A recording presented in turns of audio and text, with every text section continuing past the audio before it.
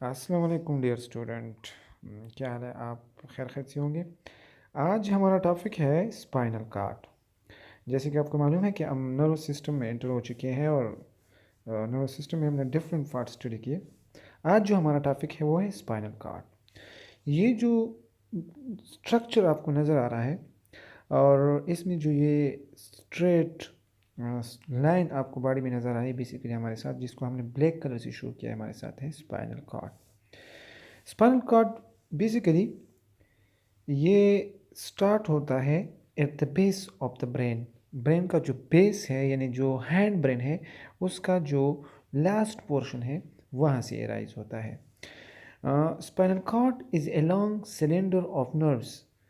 जो नर्व्स होते हैं ये बेसिकली स्पाइनल कॉर्ड जो है ये नर्व्स का एक सिलेंड्रिकल फॉर्म है, एक स्ट्रेट कॉलम है जो ब्रेन से एराइज होता है। और नर्व्स बेसिकली हमारे साथ कलेक्शंस होता है डिफरेंट टाइप्स ऑफ नर्व्स का।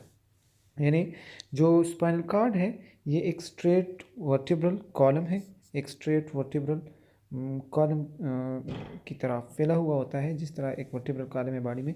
तो जो वर्टिब्रल कॉलम है इसने इसको प्रोटेक्ट किया होता है।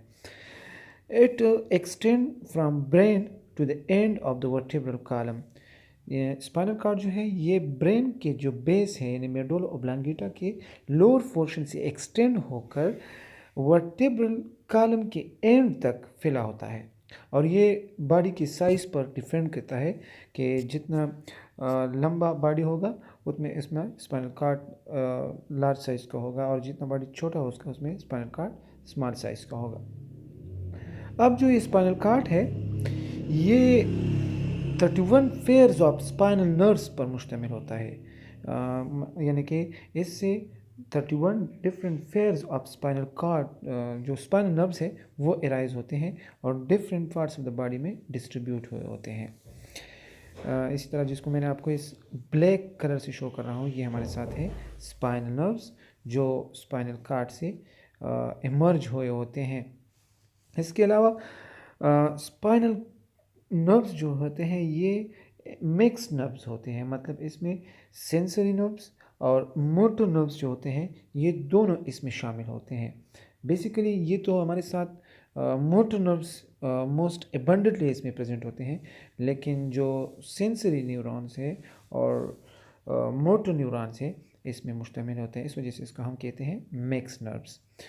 अब मिक्स नर्व्स किस तरह फंक्शन परफॉर्म करते हैं, यानी सेंसरी एरिया से जो सेंसरी एरिया है इससे सेंसरी न्यूरॉन्स के ज़रिए मैसेज आता है। कहाँ पर आता है? स्पाइनल कॉर्ड पर आता है। जो स्पाइनल कॉर्ड पर मैसेज आता है तो बेसिकली स्पाइनल कॉर्ड में मोटर नर्व्स प्रेजेंट होते हैं। जो मोटर नर्व्स होते हैं ये बेसिकली एक्शन परफॉर्म करता है उस एरिया पर जहाँ पर हमको सेंसेशन फील हुआ होता है। तो खुलासा ये हुआ कि सेंसरी न्यूरॉन मैसेज कैरी करता है स्पाइनल कॉर्ड को, और स्पाइनल कॉर्ड से सीधा फिर दोबारा मोटर न्यूरॉन के जरिए इफेक्टर में आते हैं। अब अगर हम इसकी फंक्शन पर आ जाते हैं, जो स्पाइनल कॉर्ड है इसके फंक्शन क्या है, ये किस तरह की ड्यूटी परफॉर्म करता है ह्यूमन बॉडी में, तो ये एक it's a link between the brain and different parts of the body. यानी जैसे आपको मालूम है, जैसे मैंने आपको पहले में कहा, जो ब्रेन है upper portion of the body, इसके दरमियान इसके साथ और लोअर बॉडी जो है इसके दरमियान एक कम्युनिकेशन, एक लिंक पैदा करता है इंफॉर्मेशन के हवाले से। जो लोअर बॉडी होते हैं उसको मैसेजेस कैरी करना होता है, या लोअर बॉडी से अपर बॉडी में एक मैसेजेस ब्रेन की साइड पर पहुंचना होता है, तो ये बेसिकली स्पाइनल कॉर्ड के थ्रू होता है। ठीक हो गया जी? यहाँ तक तो आपको समझ आ गया होगा कि इसका मेन फंक्शन क्या है। दूसरा फंक्शन ये है, it serves to transmit impulse from receptor to the brain. यानी जो इम्पल्स होता है वो उसको ट्रांसमिट करता है ब्रेन में। यानी हम जब हम किसी हार्ट सब्जेक्ट पे हाथ रख लेते हैं या किसी नीडल वगैरह पे हाथ रख लेते हैं तो हम इसको सीधा उठा लेते हैं विद इन माइक्रो सेकंड, बहुत कम टाइम में। जो बेसिकली ये मैसेज पहुंच जाता है तो ये सीधा ब्रेन में और ब्रेन से फिर सीधा होता हुआ दोबारा जो मसल्स होते हैं, जो ग्लैंड्स होते हैं, उस एरिया को आते हैं, ताकि वो जो फंक्शन परफॉर्म करना है, एक्शन परफॉर्म करना है, रिस्पॉन्स शो करना है, तो वो बेसिकली स्पाइनल कॉर्ड के थ्रू होता है। तीसरा फंक्शन ये है कि it serves to transmit impulses from brain to the effector. यानी एक तो होता है जो सेंसरी एरिया से मैसेज कैरी होता है ब्रेन पर, वहाँ पर एक्शन परफॉर्म होता है, वहाँ पर डिसीजन होता है, फिर वहाँ से इफेक्टर में आता है। इफेक्टर जो हमारे साथ मसल्स हैं, जो ग्लैंड हैं, वहाँ तक आते हैं और फिर उसको रिस्पॉन्स शो कर देता है। इसके अलावा spinal cord comes out to the reflex action, यानी एक रिफ्लेक्स एक्शन जो होते हैं, reflex action means in immediate involuntary response जो होता है, उसको परफॉर्म करने में स्पाइनल कॉर्ड एक अहम रोल अदा करता है। और बेसिकली स्पाइनल कॉर्ड में, जैसे कि पहले आपको मैंने कहा कि सेंसरी न्यूरॉन और मोटर न्यूरॉन दोनों मुश्तमिल होते हैं।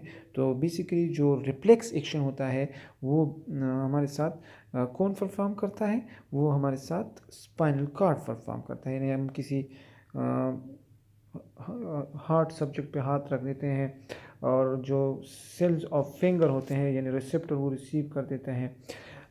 फिर वहाँ से मैसेज सीधा जाता हुआ स्पाइनल कॉर्ड की तरफ आता है, और स्पाइनल कॉर्ड में हमारे साथ सेंसरी न्यूरॉन प्रेजेंट होते हैं, साथ ही साथ हमारे साथ मोटर न्यूरॉन भी प्रेजेंट होते हैं। स्पाइनल कॉर्ड बेसिकली हमारे साथ मिक्स न्यूरॉन्स का एक मिक्स न्यूरॉन्स पर मुश्तमिल होते हैं, तो इसमें हमारे साथ sensory neuron and motor neuron दोनों शामिल होते हैं।